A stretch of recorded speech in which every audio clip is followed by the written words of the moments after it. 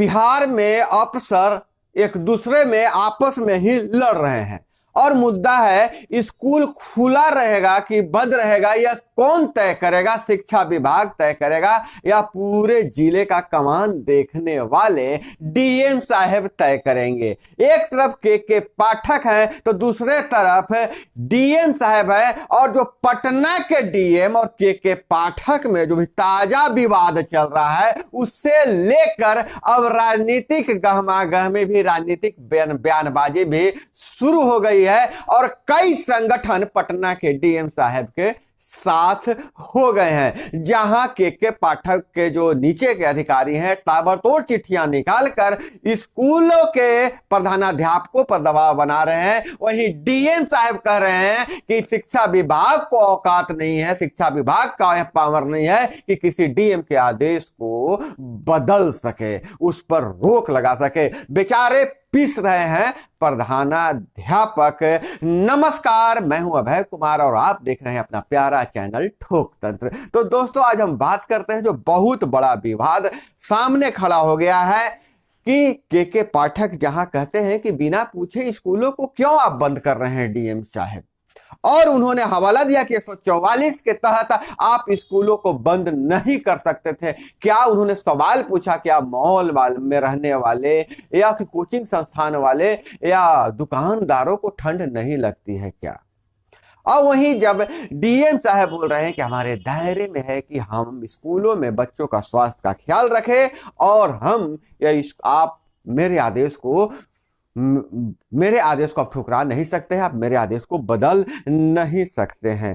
वही कड़ाके के ठंड के में स्कूलों की छुट्टी पर विवाद बढ़ता जा रहा है। एक तरफ शिक्षा विभाग के अफसर स्कूल खोलने का आदेश दे रहे हैं तो वहीं पटना के डीएम डॉक्टर चंद्रशेखर अपने आदेश पर अड़े हुए हैं। पटना के डीएम साहब अड़ गए हैं। शिक्षा विभाग के एसीएस के पाठक के आदेश को पटना के डीएम डॉक्टर चंद्रशेखर नहीं मानेंगे, उन्होंने खुला ऐलान कर दिया है।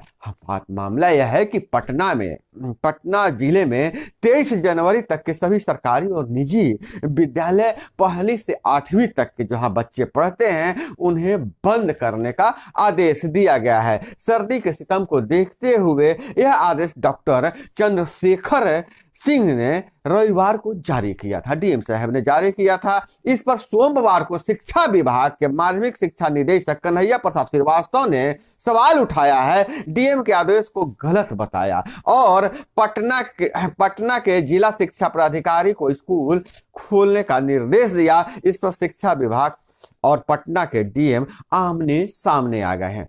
एक तरफ शिक्षा विभाग के डीओ को आदेश दिया जा रहा है स्कूल खोलने को, डीओ साहब आदेश दे रहे हैं प्रधानाध्यापक को, उसकी प्रति मुहैया करा रहे हैं कि आप स्कूल खोल दीजिए, और दूसरे तरफ डीएम साहब का हंटर है। प्रधानाध्यापक सब महोदय तो फंस गए, इधर कुआं उधर खाई। डीएम साहब को भी अधिकार है इनका वेतन बंद करने का, वेतन काटने का, कार्रवाई करने का, और शिक्षा विभाग के अधिकारी तो है ही इनके अफसर। और ऐसे परिस्थिति में प्रधानाध्यापक क्या करे? तो अधिकारी महोदय, आप आपस में नहीं लड़िए, आप आपस में नहीं लड़िए, पहले आप लोग तय कर लीजिए बेचारा शिक्षक और प्रधानाध्यापक को क्यों पीस रहे हैं।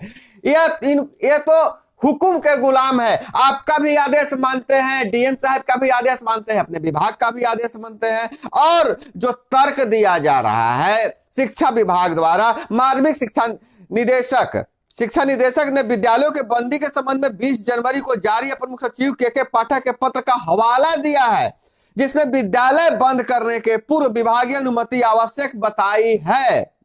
जिला शिक्षा पदाधिकारी डीओ को जारी आदेश में निदेशक कन्हैया लाल श्रीवास्तव ने कहा है कि पटना के डीएम ने विभागीय आदेश का अनुपालन नहीं किया है, लिहाजा जिले के सभी स्कूलों को खुला रखने की कार्रवाई सुनिश्चित करें।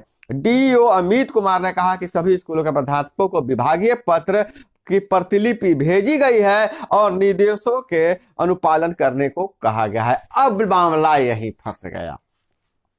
एक तरफ डीएम साहब का चिट्ठी निकलता है कि आप विद्यालय बंद कर दीजिए, और दूसरे तरफ इनके विभाग के अधिकारी चिट्ठी निकालते हैं कि विद्यालय खुला रखिए।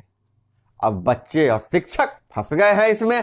अब देखिए आगे मामला क्या है, थोड़ी सी पूरी जानकारी हम लोग लेते हैं कि पूरा मामला चल आखिर क्या रहा है। तो कोल्ड डे के कारण स्कूल बंद किए गए थे। डीएम चंद्रशेखर सिंह ने माध्यमिक शिक्षा निदेशक को लिखे पत्र में कहा है कि कोल्ड डे के कारण बच्चों की सेहत बिगड़ने की प्रबल संभावना है। एहतियातन दंड प्रक्रिया संहिता 1973 की धारा 144 में प्रदत्त शक्तियों के तहत कक्षा 8 के स्कूलों को बंद रखने का न्यायिक आदेश निर्गत किया है। इसमें विभागीय अनुमति लेने का प्रावधान नहीं है, नहीं इसे किसी गैर न्यायिक आदेश या पत्र से इसे बदला जा सकता है।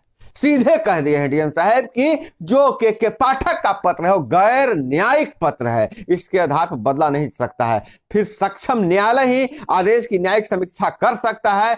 इस प्रकार माध्यमिक शिक्षा निदेशक का पत्र विधि विरुद्ध है, चाहे विभाग चाहे तो विधिवत मंतव्य प्राप्त कर सकता है।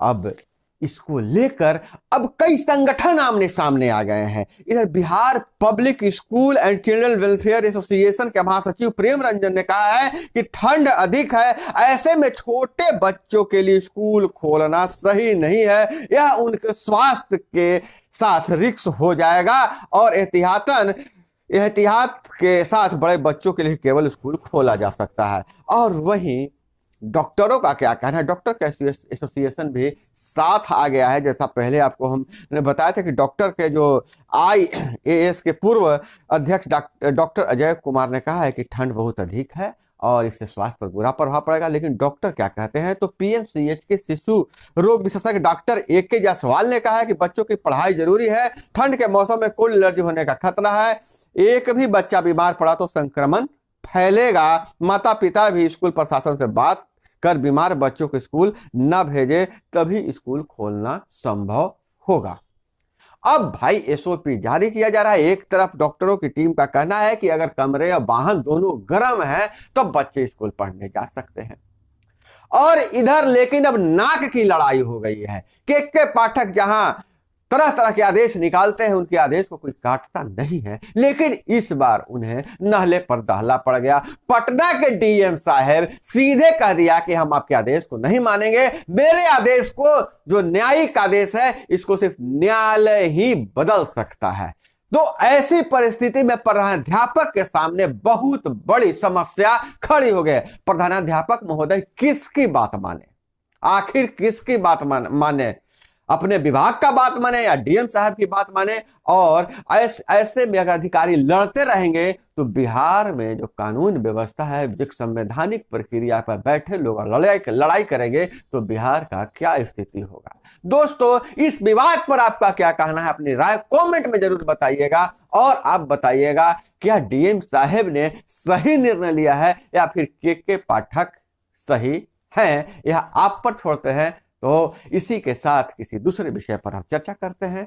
तब तक के लिए आपसे इजाजत लेंगे, लेकिन उससे पहले आप लोगों से आग्रह है कि चैनल को सब्सक्राइब कर लीजिए भैया, किसी तरह का कोई पैसा नहीं लगता है। अब जब आप चैनल सब्सक्राइब कर लेते हैं तो हमारी और आपकी मुलाकात हमेशा होते रहेगी, समय समय पर होते रहेगी। वीडियो को लाइक किए बिना नहीं जाइएगा। मिलते हैं अगले वीडियो में। जय हिंद, वंदे मातरम।